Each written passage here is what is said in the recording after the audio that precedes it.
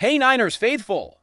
The 49ers are about to make one of the most critical roster decisions of the offseason, and the names being considered could completely change the course of the season.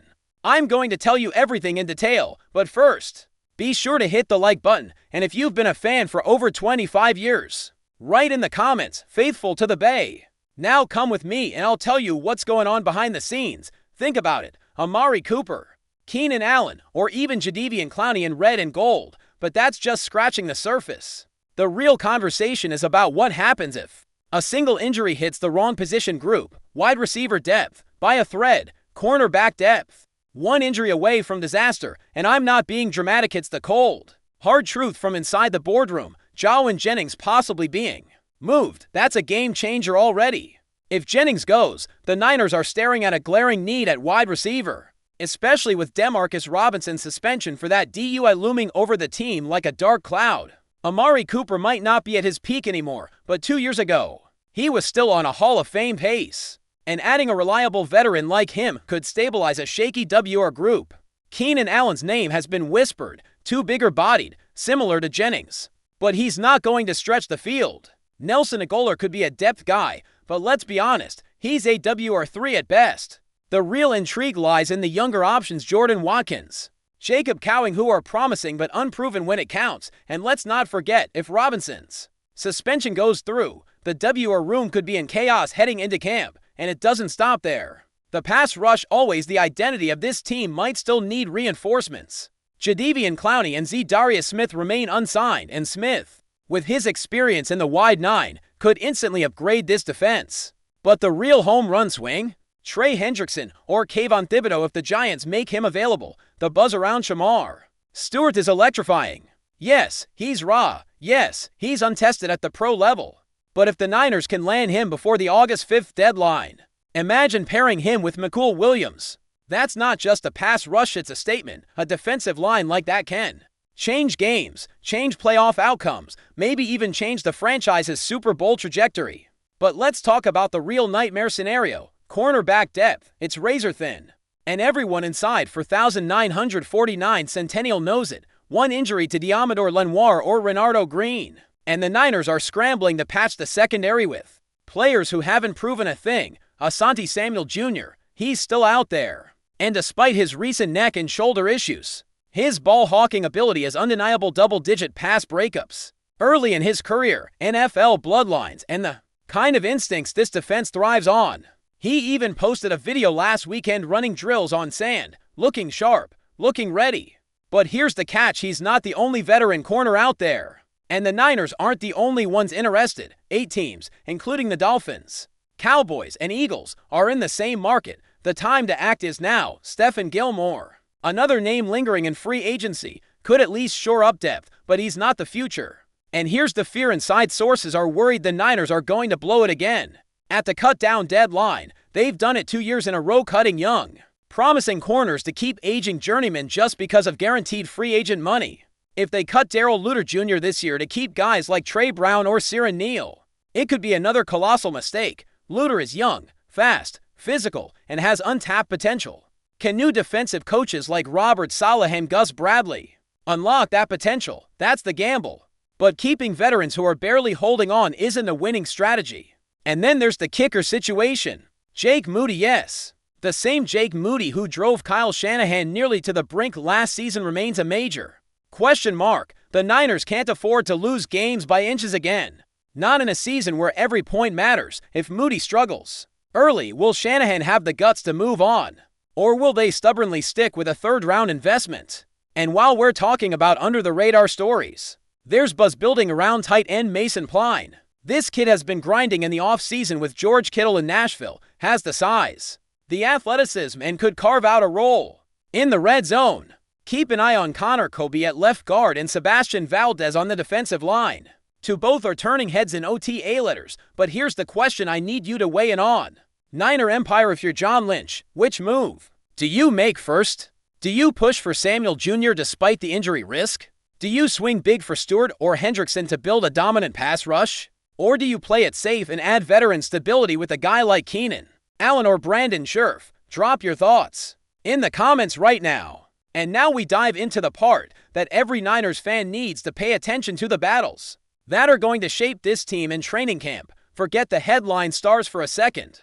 The real storylines, the ones that will decide whether this team contends for a Super Bowl or collapses under pressure, are happening in the depth chart fights. And some of these competitions are downright brutal. Let's start with the linebacker spot next to Fred Warner. Dre Greenlaw's absence leaves a gaping hole, and the duel between Nick Martin and Dee Winters is going to be fierce. Martin, the former 75th overall pick, put up 47 tackles in just 5 games last year at Oklahoma State. He's big, physical, and scouts love his ability to diagnose plays quickly. Winters, on the other hand, might be the most improved player of the offseason. Coaches have been raving about his speed and instincts in camp.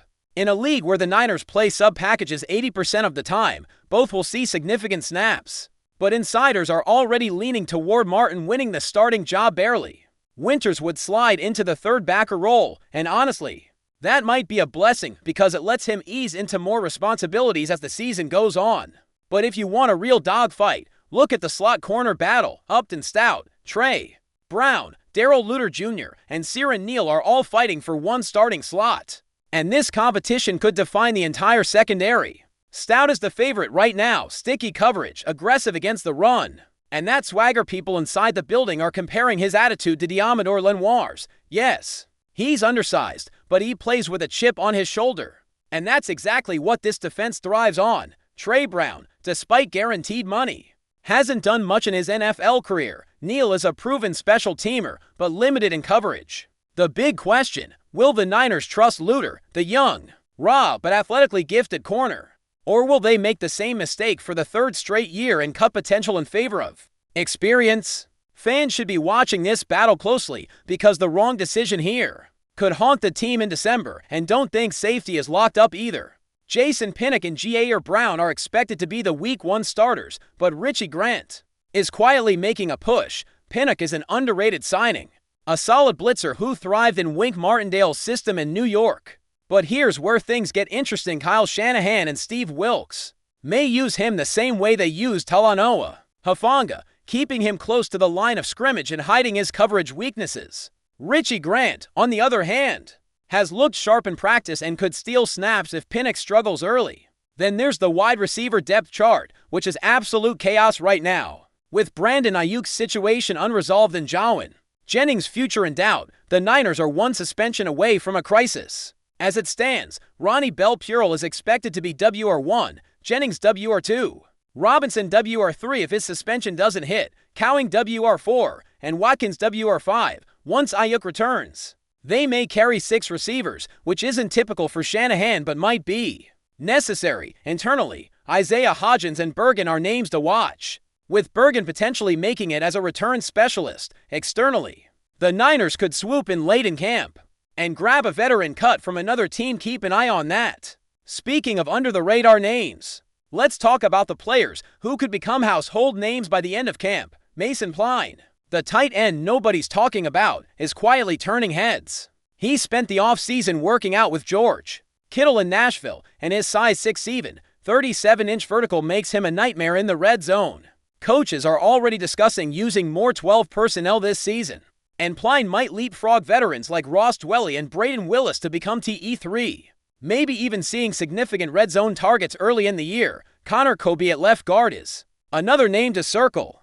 Drafted in the 7th round, he's big, nasty, and has a style of play that fits exactly what Kyle Shanahan wants in the run game. If the battle between Kobe, Ben Bartch, and Matt Hennessy is close, expect Shanahan to lean toward the younger, more physical player.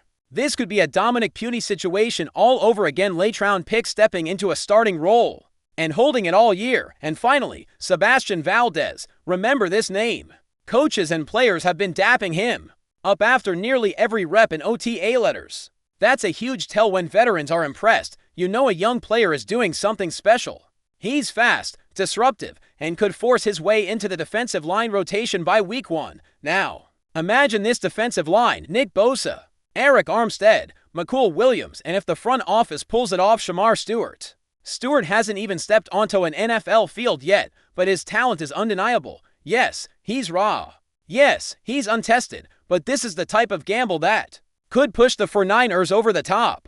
Pairing him with Williams could create the kind of defensive front that wrecks offensive game plans. The same way the Eagles' depth did last season, and that's the point. Niner Empire depth wins championships. Right now, the 49ers are 1 or 2 moves away from locking down every weak spot, but the clock is ticking. Free agents like Asante Samuel Jr., Darius Smith, and even Amari Cooper won't stay unsigned forever. The training camp battles will give answers, but the front office can't wait too long to strike. So, let's talk faithful. Do you trust the Niners to get these depth chart decisions right this time? Or are we heading for another year of cutting the wrong young talent? Which training camp battle are you most excited to watch, linebacker, corner, or wide receiver? And if you could only add one player from the outside right now, who's your pick? Drop your answer below, let's debate this. If you love getting this kind of deep dive on our Niners, smash that like button and subscribe to the channel right now so you don't miss a single update. Go Niners!